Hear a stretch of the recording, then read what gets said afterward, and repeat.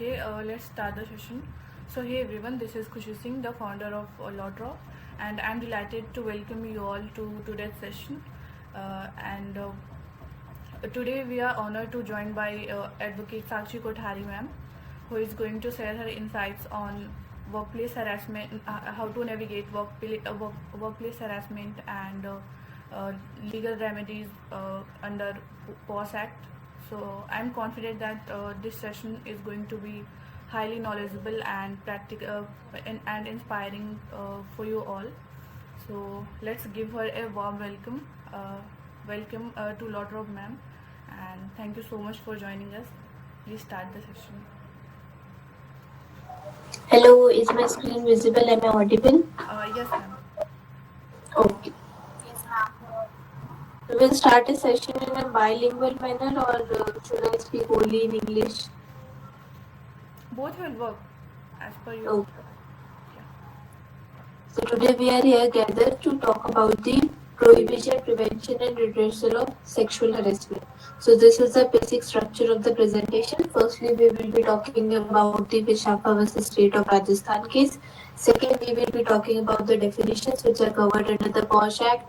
Third, what are the key obligations and what are the procedure of the complainant for any offence redressal under IPC or the POSH Act.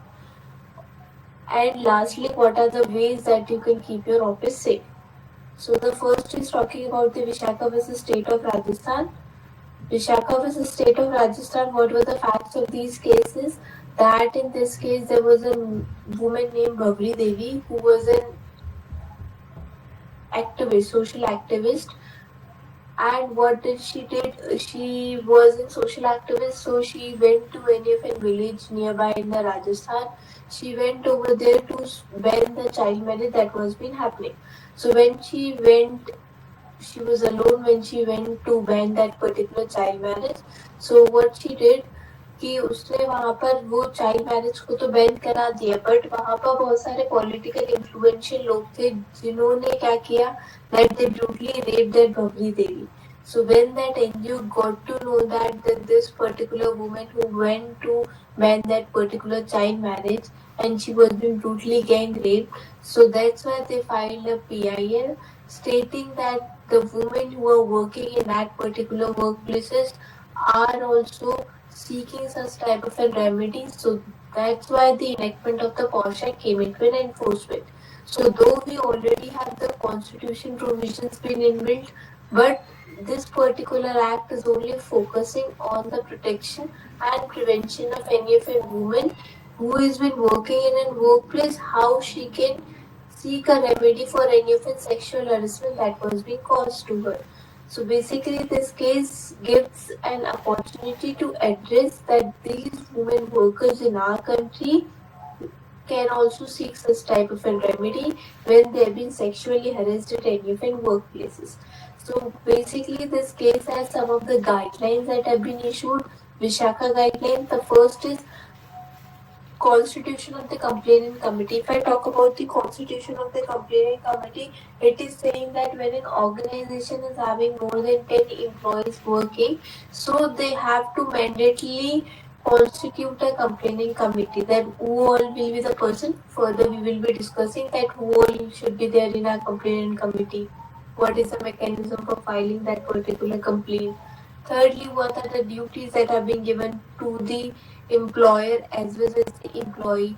The definition of the employee and the employer has to be understood for the POSH Act, because when you don't know both the relationship, then how the case may be filed upon, right? So these particular guidelines were being issued, that was named as the Vishaka guidelines. One of a case that brought up the POSH Act into an enactment in 2013. Understanding the law, the first is we are talking about the objective of the POSH Act.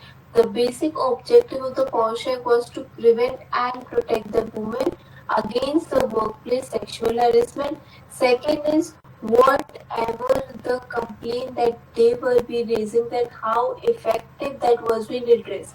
If I am talking about my organization and I am saying that I face a type of harassment, now how the organization is well was with all the provisions that are given in the policy, how they have been dealing with that particular complaint, how they have been responding to the victim as well as the perpetrator. So these are some of an effective redressal mechanism that has been followed for the POSH Act to be the main objective, that if an organization is stating or if a victim is saying that I have been harassed in this particular place, then how it has been redressed, right?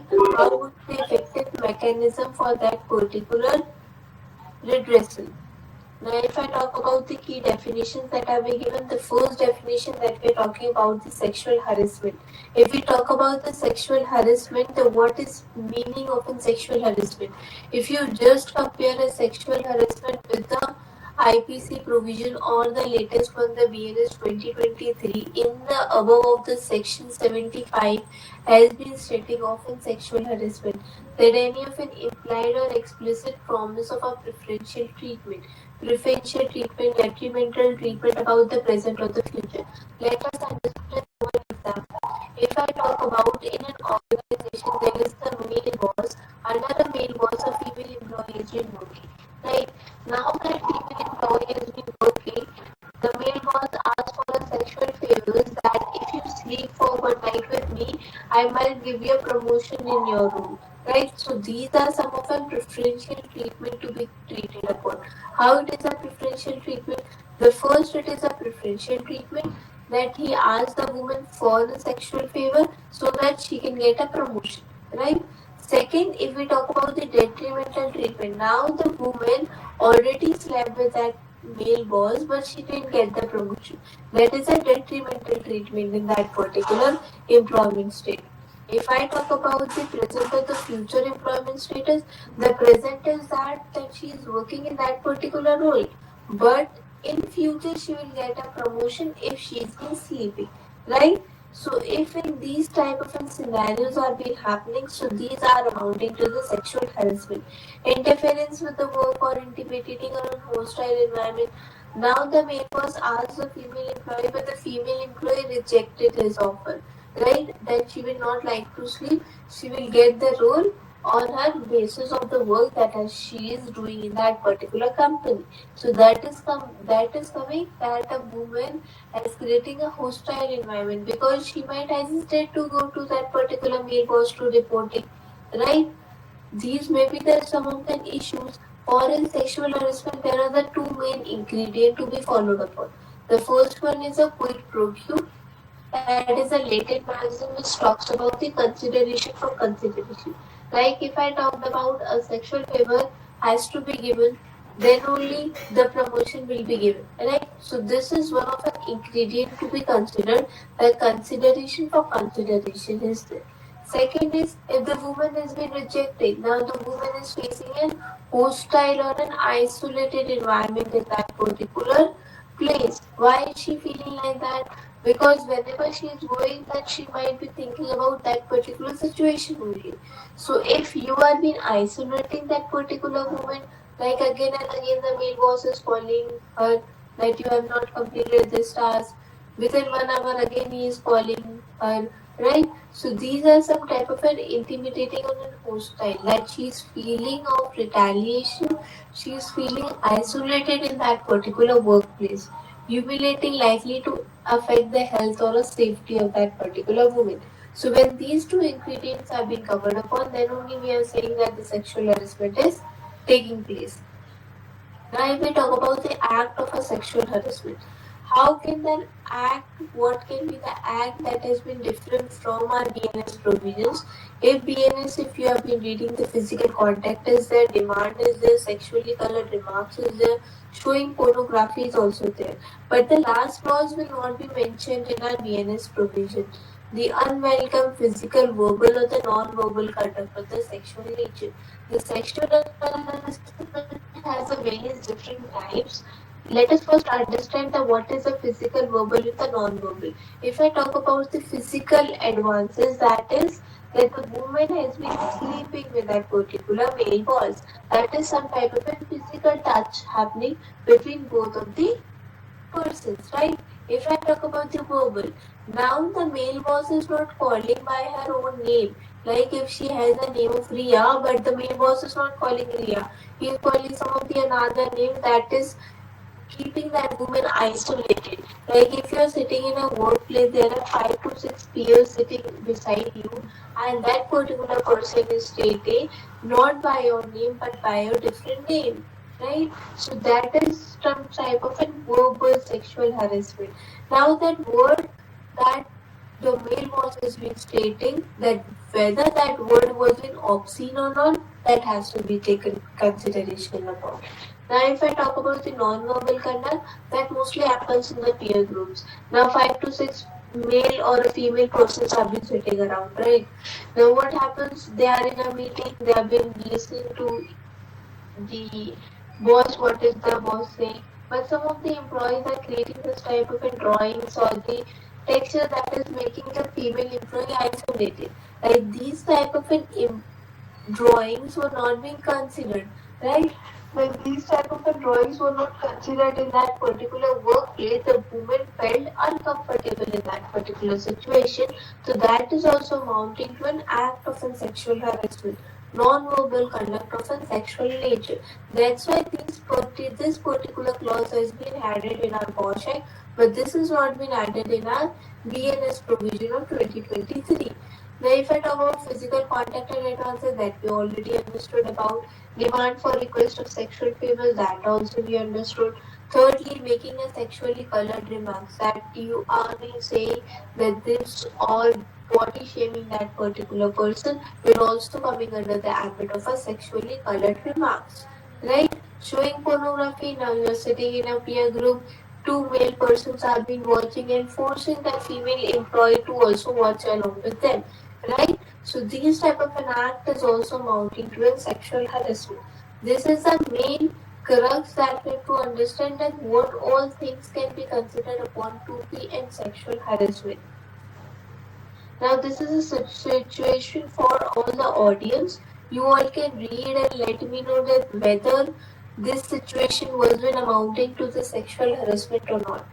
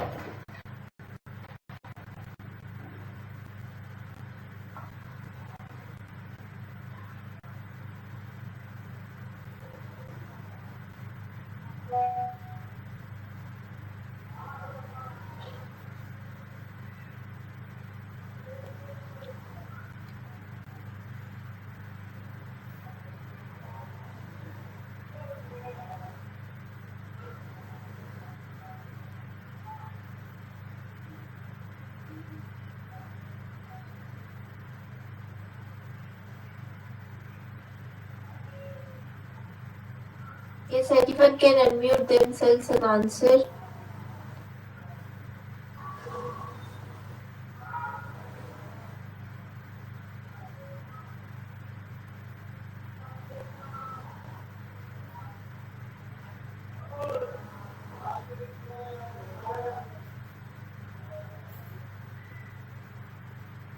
Guys, you can unmute yourself and answer instead of writing. Please unmute yourself and answer.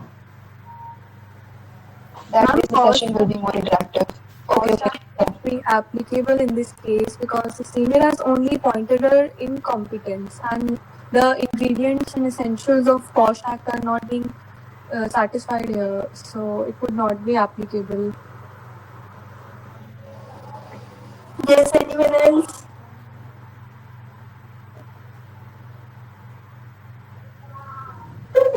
Same man.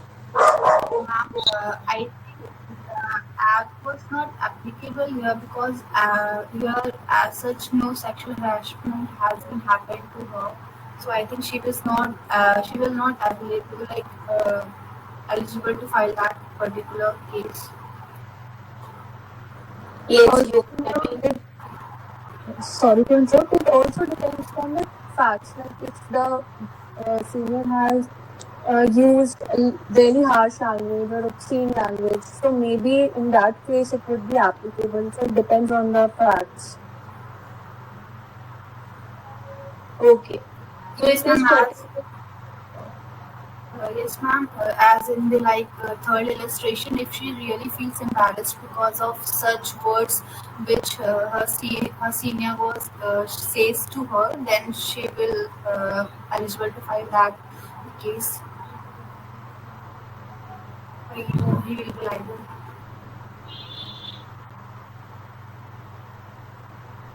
okay. So in this situation, what happened? That Mr. A and Miss B, they all were working together, but Mr. A was the team leader, but Miss B was not being able to complete his or her own report to report that particular team leader, right? Now, if she is unable to do so, and the Mr. A is saying that you have not been doing this particular task just in a manner that you can complete this particular task before these dates or before these deadlines, right? But in this case, it is not amounting to the sexual harassment because we can state that the harsh language was equal to the obscene language that was being used. While Mr. A was a little bit louder while stating that this particular task is not being done by you, you have been so incompetent with this, right? So these all words will never be coming under the ambit of a sexual harassment unless and until there is something obscenity in that, until and unless he has been making that particular human being isolated. That this particular statement was not to be stated, that you are always being with your friends or the peer groups and you are not being completing your peer task on time, right? So though the woman felt embarrassed about that particular situation, that she was unable to do so. But when she was unable to do so, she would have been reporting to Mr. A that this particular report I can't be preparing upon.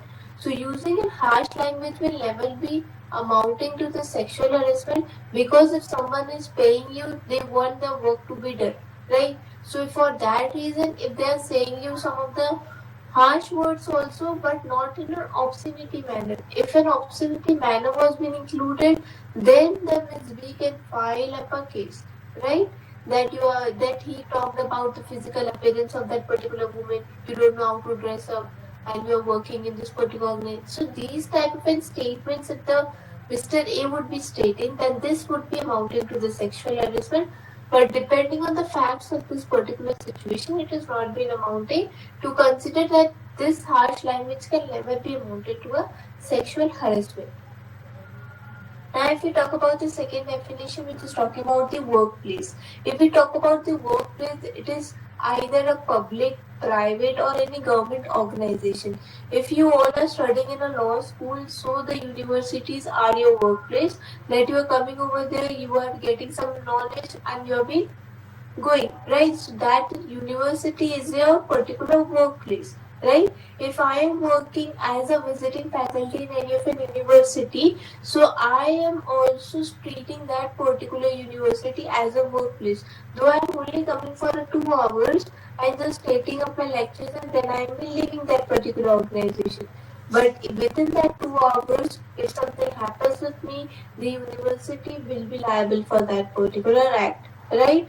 So in this context, we have to also understand the ad hoc workers, the domestic workers, the temporary or the contractual workers will also coming under the ambit, that if they are working on the basis of the contract and such type of thing that has been happening with them, then they can particular focus upon with this particular workplace. In recent, there was a case in the Delhi High Court stating that the extended workplace. If I talk about the extended workplace, if in a university we all are going on a trip, right? The university is sponsoring a trip for students, even the professors, right? So even the professors and the students both are going to that particular trip, and in that particular trip the professor does something with a female employee, your female students, right? So in that case it will be coming under the ambit of an extended workplace. Why it will be coming? Because the university has been liable for it, that they are been sending their professors, their students to this particular place, and in that particular place if something happens, the university will be liable to take all the necessity complaints that were being raised in that particular trip, and that will be amounting to an extended workplace. The extended workplace have a professional relationship that has been stated, like colleagues, peers, employee, employer, team leaders, or the team members. Like, if these are the workplaces that are allowing you to go any of another places, and in that place something happens, then the university will be liable for each and every act that they have been doing upon. Now this is a situation 2. You all can read and answer me.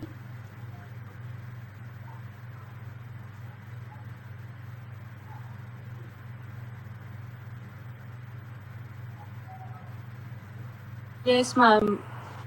Conduct of Mr. A amounts to sexual harassment at workplace.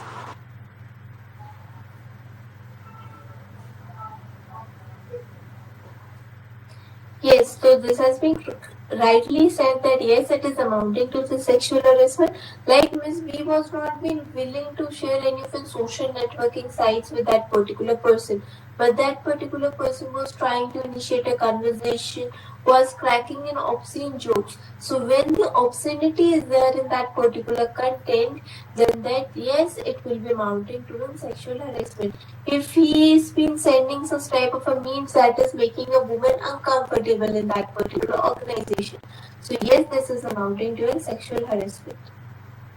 Excuse me, ma'am. Yes. Ma'am, I have a question. Yes. First, the situation is mentioning after office hours, and the question had also asked that if it amounts to sexual harassment at workplace, so would it count under it? Yes, it will be counting under it, because if the woman is working 9 to 5, within that 9 to 5 hours only, that particular person would be asking her about the social networking sites.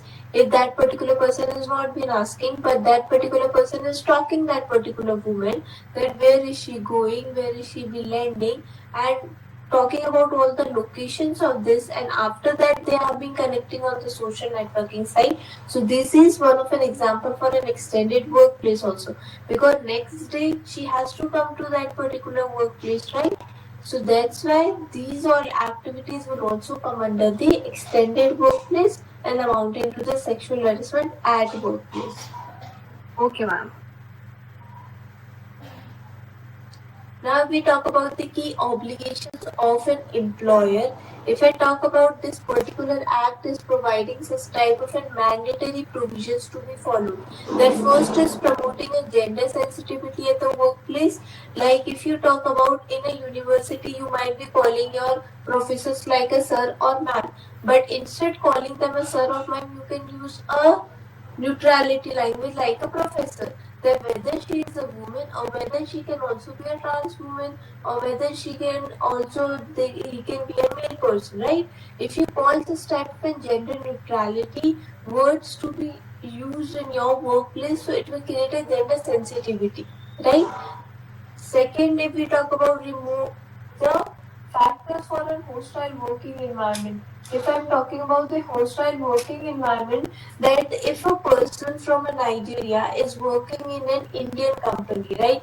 Now he is not well versed with the India's diverse culture, right? That how we have to come to the organization, what we have to wear upon, how we should eat the food, right? He is not being cultured with the Indian culture, right? So making not to be isolated with him, even you can help him out to understand this is a particular culture of our organization.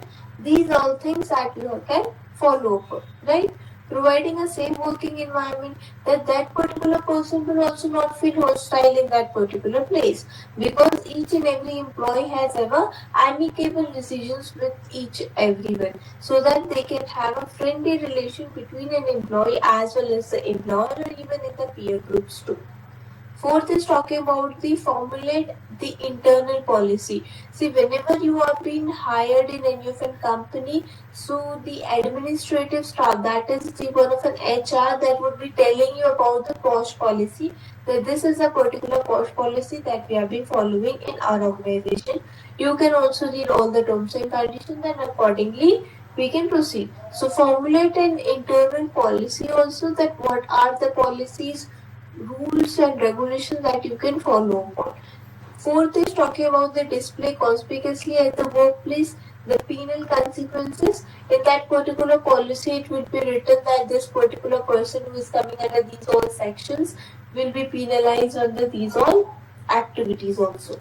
Declaring the names and contact details of all the members of the interview committee. Whenever you have been hired, you have been requested to ask that is the organization having an internal complaint committee? What are the names and the contact details in which I can approach to that particular committee, right? Organizing a workshop and the awareness.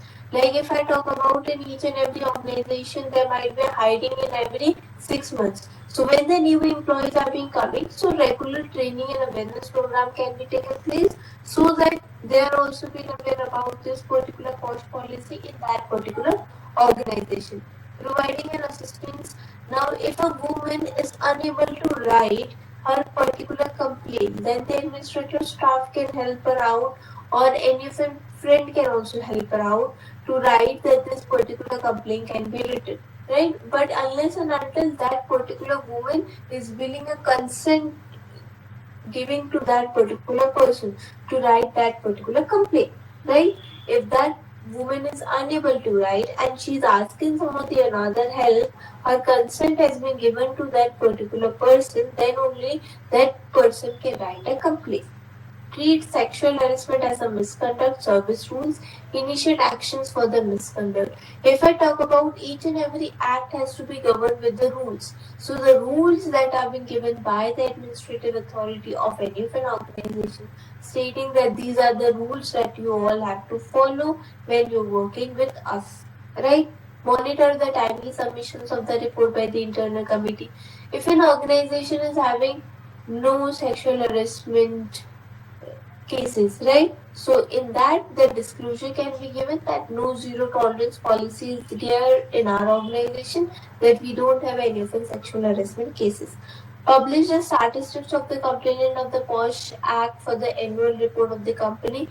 Each and every company has to file an annual report. Now this is in year of 2017 to 18. Tata Steel has filed an annual report stating the disclosure as per the POSH Act 2013, that these were the cases that has been registered in our organization, under which 16 have been resolved by the appropriate actions, but 8 are under still investigation. So these are some of the things that you can also learn about it, that whenever these are clauses are to be played upon, that how we can write about this particular thing, that this is the cases that we have been dealing with. If we are getting 24 complaints, out of which 16 have been resolved, but rest are under the investigation.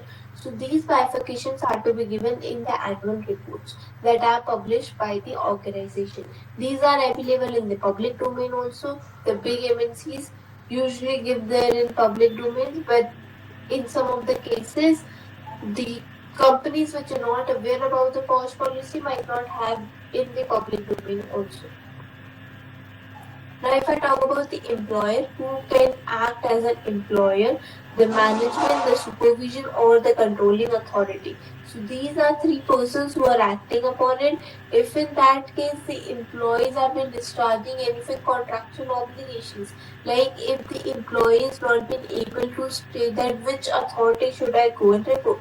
So that's why there was a name mentioned, name and contact details of the internal committee, that these are the particular members. You can go and approach any of the member given in that particular name. Person board committee has been responsible for the formulation of the policies.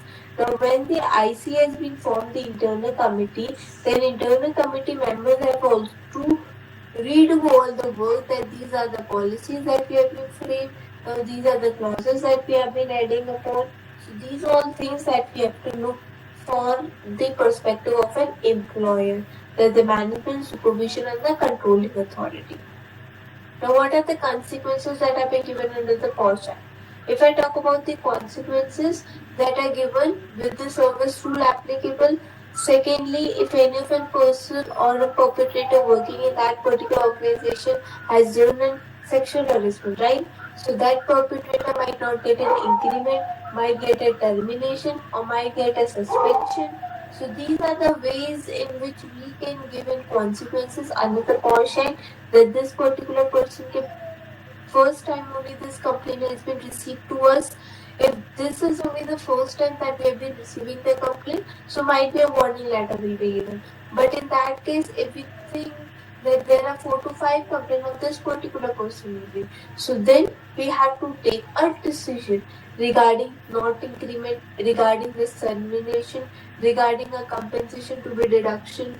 So these all are the clauses that we have to look into how the severe the matter is, right? Now, if I talk about the IPC provisions, now the latest one is the BNS 2023, which is talking about the outraging the modesty of the woman. In the recent one Act of 2023, it has been stated under the 73 or the 74. I might be incorrect also, but the provisions have been exceeded with the punishable of the 5 years. Now, in the recent one, it has been for the 3 years. If I talk about the sexual harassment by a man, it has been given under the section number 75 of the BNS 2023, talking about the physical demands, showing pornography, making sexually correct remarks. But in the POSH Act, we studied about the unwelcome acts of the physical, verbal, and the non-verbal conduct, right? So this has not been included in our BNS 2023 also. But when you have been reading with the POSH Act, they have been included one different clause out of it, right? While the punishable is for the 3 years and shall also be liable for the fine. So these are the IPC provisions of the BNS provisions that you can also inculcate when you are writing a complaint regarding infant sexual harassment. If you talk about the stalking that has been given under the 72 of the PNS, talking about contacting or attempting the woman despite a clear indication of disinterest, woman of internet, email or any other electronic communication, if you have been stalking, then that type of stalking will come under the cyber stalking also, right? So these all are being punishable for the 3 years and shall also be liable for the fine. If you are insulting the modesty of the woman, 509, but in the BNS it has been given in the 78 or 79, stating that the sound, gesture, or exhibiting any object with an intent to insult her modesty. See, if I talk about that the Mr. A, who was a team leader, who has been stating that you are not being in a good appearance of your particular clothes, then that will be insulting the modesty of a woman, which has been also been punishable for the 3 years and shall also be liable for a fine. So these are some of an IPC provisions or the BNS provisions that can be inculcated towards the complaint drafting process. This is situation 3. You all can read and answer it.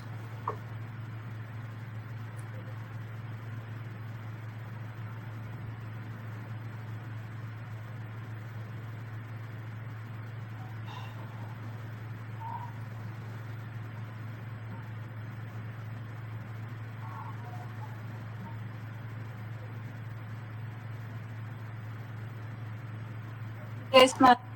Mr. A's conduct amount to sexual harassment in this case.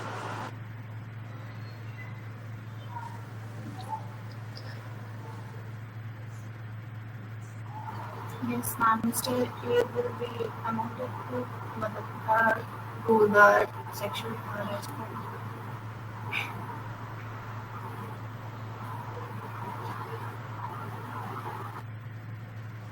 Yes, it will be mounting to the sexual harassment. If I talk about the government officer and the wife of the another government officer has been arriving in that dinner party.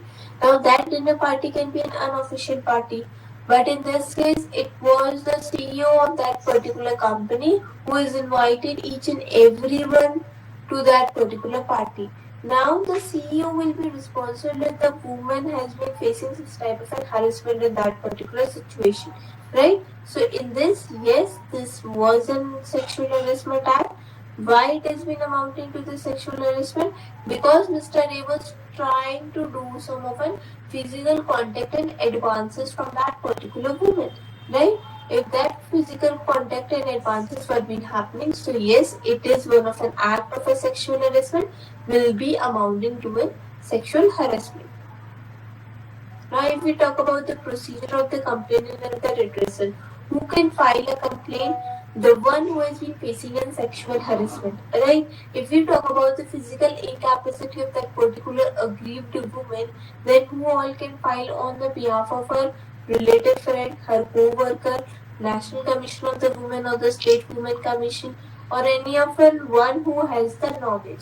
But unless and until a written consent has to be given by that aggrieved woman. The second clause talk about the mental incapacity. If we talk about the mental incapacity of that particular woman, that she has been very much traumatized from that particular situation, that she is unable to express herself and what she has been faced upon. Right? In some of the situation, it also happens the same.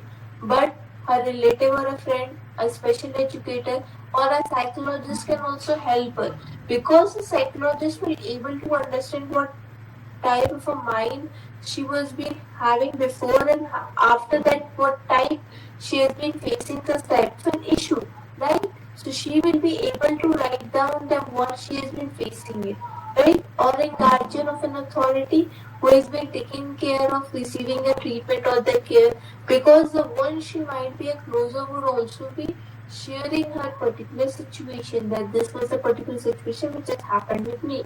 Any of a person who has been in the knowledge of that particular incident. Now, if an organization, down of your organization, or you are in a parking lot of your organization, in that particular parking lot you see such type of two persons who are working in the same organization, but they are having such type of a conversation that is considered upon to be sexual harassment ones, right? So you have been an eyewitness of that particular situation, but that woman is saying, no, no, this is a particular matter, you don't have to interrupt about it, that this has not been such type of a sexual harassment happening with me. But when you see simultaneously that particular woman 4 to 5 times that this particular situation has been happening, so that is also some type of a sexual harassment that you have been witnessing upon, but you are unable to tell someone about this particular situation, right? So unless and until that woman gives you a consent, then only you can tell the organization that this was been amounting to a sexual harassment. If the woman is stating that yes, it is amounting to the sexual harassment, then you can act as a witness over there, that yes, I was also being an eyewitness or a bystander, being seeing that this particular situation has been happening in front of me only, right? So these are the reasons that you have to give, that when you have a knowledge about that particular incident, but her written consent should be given. Now this is situation 4, you all can read.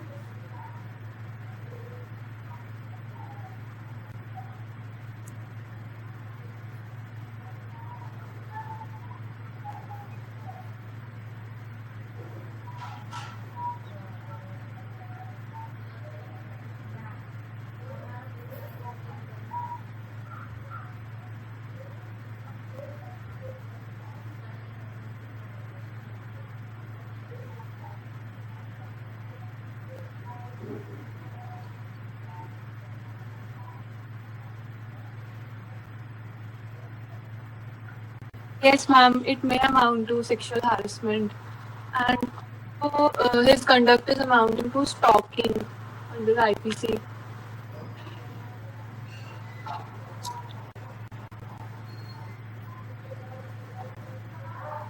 There are two questions arising from this particular situation. The first one is stating that whether Ms. C is allowed to file a complaint on behalf of Ms. B, who is an aggrieved woman in this case, and second is whether Mr. A amounting to the sexual harassment.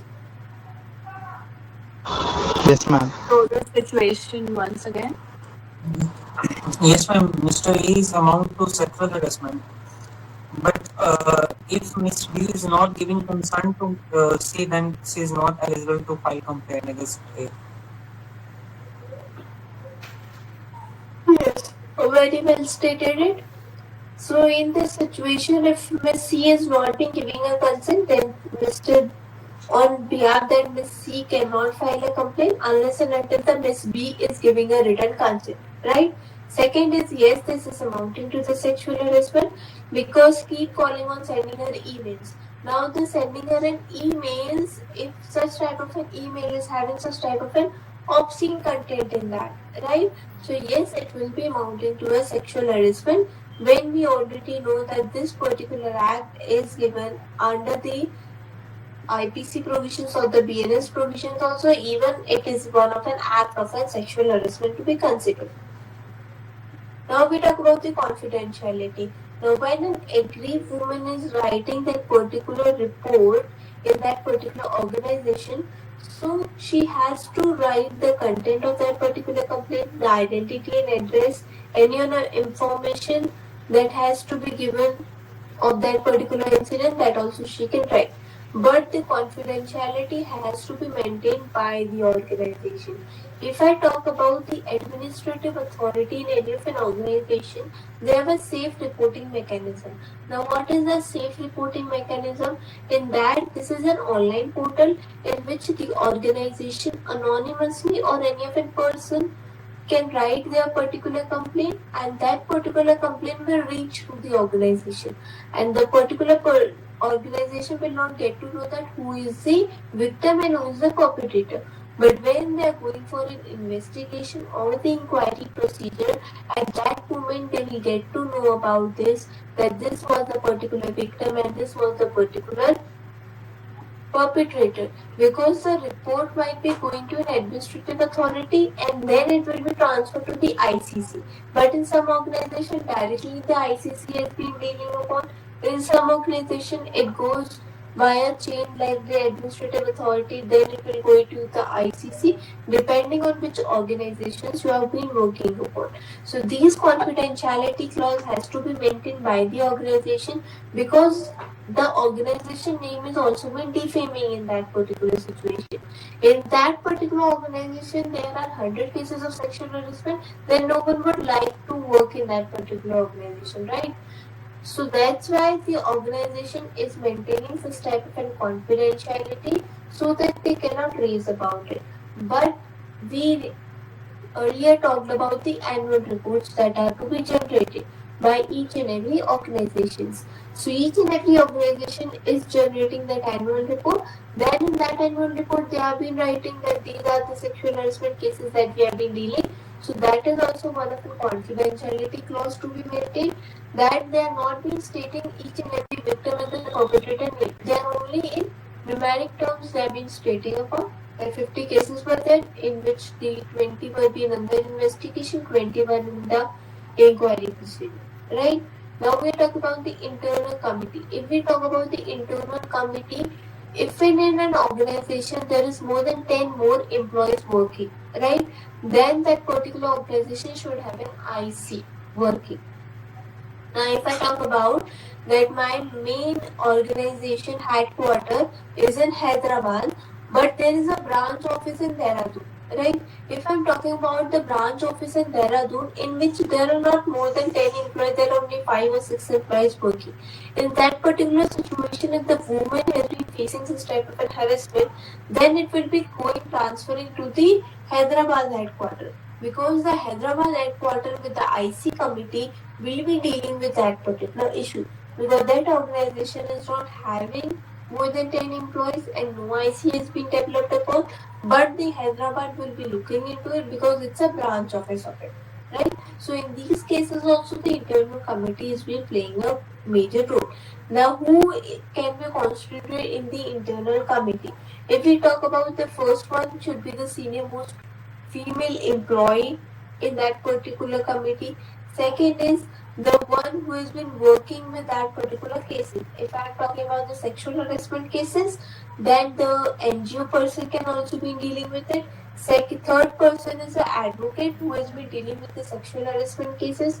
Fourth person can be the executive member. It can be either a male person or a female person, right? Who has been dealing with such type of cases also. The executive member is not necessary that they know what is in sexual harassment, but they are just to fulfill that particular panelist. They are having a 2 male person or a 1 female or a 1 male person, 2 female, depending upon that particular organization. But the panel should always be in the odd number so that the decision can be taken upon. If it will be in the even number, it will not be taken, right? Now, if we talk about the procedures that we have been talking about, if the incident is coming to offense sexual harassment, it is going to the internal committee and the local committee. Local committee, now what is a local committee? We didn't discuss about it. The local committee is like that. If I'm talking about, for an example, the Hyderabad is looking for an internal committee, right? Now the Hyderabad who is looking for the internal committee, but the victim is not satisfied with the decision that was given by the Hyderabad branch. Now, when they were not being satisfied with the Hyderabad branch, what did the victim do? She went to the Dehradun police station nearby. That this was the particular suggestions or the recommendations were being given, but I am not being satisfied. You have to look into this. Now, the police station are having the separate wing for the sexual harassment. That we are talking about the local committee. That particular local committee will be looking into an matter that what was the main investigation being taken upon, what was the inquiry being conducted, and then they will be going to appeal to the court or the tribunals. Report of inquiry, no action by the employer, appeal to the court. Some of the organizations might be that there has been no action being taken. So in that case also you can go and approach the local committee for that cases also that our particular IC is not being taken. Now what will be the time period for it? When the incident has been happened to you, within the 7 days you have to file that particular complaint. Right? That particular within the 7 days or within the 30 days, the IC has to give you some of the reward from that particular situation. That this was the particular circumstances. Now, what is the IC giving you? If the IC within that 30 days, he or the IC committee is not being able to give you the decision, right? Then you can go and approach to the local committee. Because the timeline has already been fixed for the 30 days, within 30 days the IC is not given you any reward, then go and approach the local committee. Then they will be going to the appeal to the court or the tribunals. So in that case, these all things and the procedure can be followed upon. But in some of the cases, what happened, the woman files a false complaint against an male employee. That male employee is getting a promotion, but that female employee is not getting a promotion. So female employee thought, let's file a sexual harassment case against this male employee. His promotion will also be not done. He might get a suspension or the termination. I will get the promotion instead of him, right? So in such cases, the false complaint that have been filed in the organization, so it goes to the punishment for the malicious or the false complaint, right? So these are also happening in an organization. So further it goes to the appeal. But before the appeal to the court, they only get to know while they have been inquiring or they investigating it, the organization get to know that this is a false complaint, right? Then that decision has to be binding by the conciliation procedure. The conciliation officer is someone that who doesn't know the victim, doesn't know the perpetrator.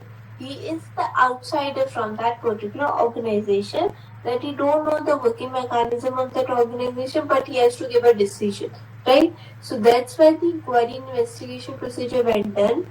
Then the conciliation officer will be giving a decision out of it, that this was the inquiry being taken, now this has been come into the favor of victim, it has been come into the favor of perpetrator, depending upon the facts and the evidences that you have been producing before him, right?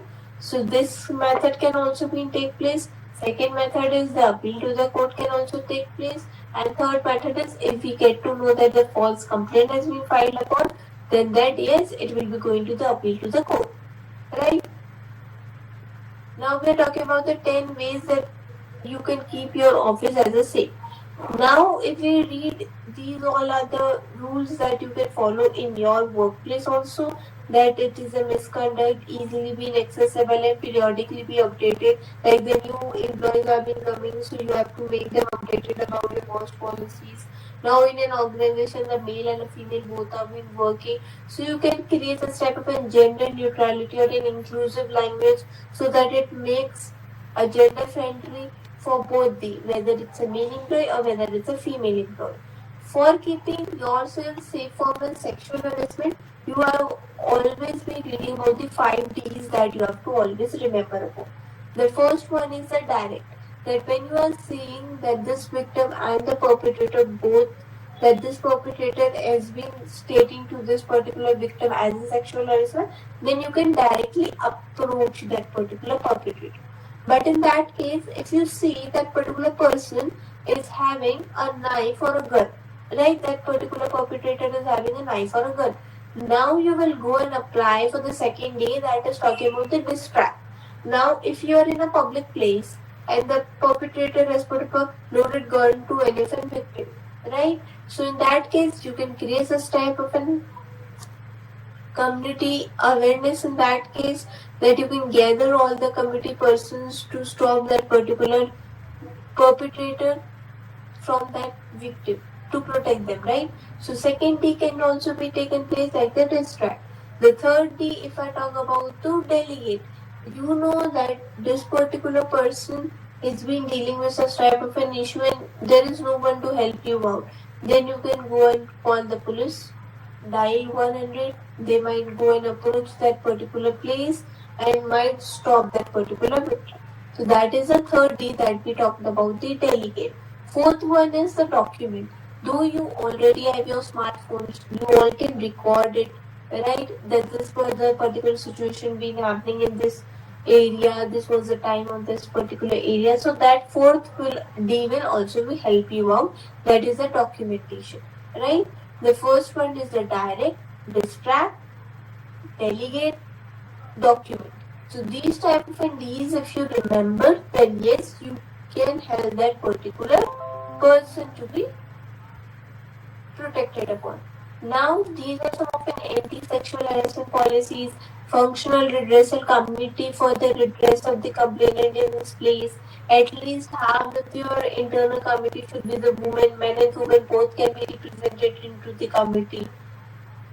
Third party representative, as we talked about, the conciliation officer is there in that particular committee, then he is acting as a third party representative.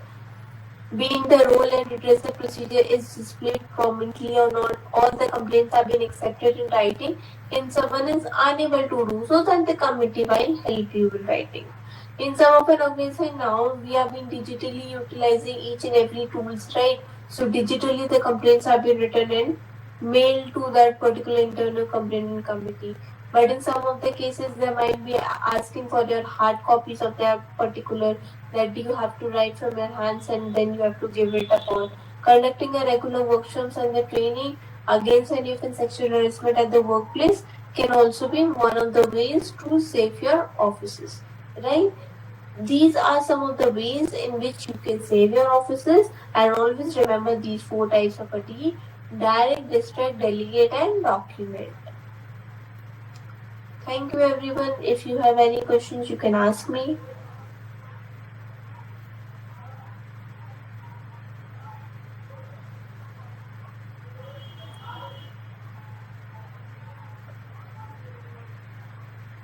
Ma'am, can you explain the scope of POSH Act regarding practicing women advocates? See, if I talk about the practicing women advocates, if you're going in a bar and stating that this particular act was being taken place, so it will not be mounting to a sexual harassment. Unless and until if you are in your chamber and that particular chamber is treating you as your workplace, then yes, it will be coming under the POSH Act to be governed upon. But in a bar council, or you are going to any court to visit, or saying up your arguments in particular courts, in a district court, session court, high court, or any of any court, right? Small causes court, any of the court. So that will not be coming under the ambit of our workplaces, or the woman cannot be protected under the POSH Act. But if you are particularly in your chamber, then yes, it will be coming under the workplace, and yes, the woman can be protected in that cases.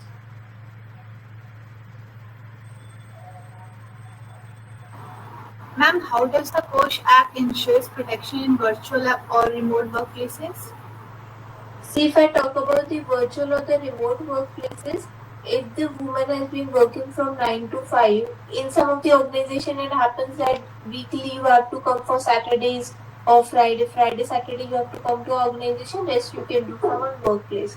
If in a workplace or from working from work from home, if someone has been sending other emails, then yes, it will also be amounting to the sexual harassment, because if any of an unknown person from that particular organization has been sending you.